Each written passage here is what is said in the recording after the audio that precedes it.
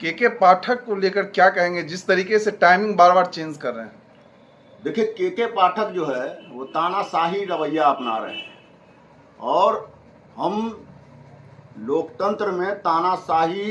रवैया करने वालों लोगों के खिलाफ हैं और के पाठक के खिलाफ हम लोग मोर्चा खोलेंगे और माननीय मुख्यमंत्री जी से हम मांग करते हैं कि के पाठक को अविलंब हटाया जाए। जिस तरीके से उन्होंने शिक्षकों को बंधुआ मजदूर समझे हैं, क्या वो शिक्षक जो है जिस तरीके से किसान जो है अन्नदाता होते हैं, उसी तरीके से शिक्षक जो है हमारे भविष्य को बनाने वाले, हमारे देश की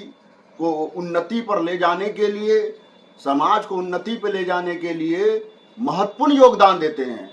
और न जाने किसके इशारे पर के पाठक जो है शिक्षकों को जो है प्रताड़ित कर रहे हैं। मैं कहना चाहता हूं आपके माध्यम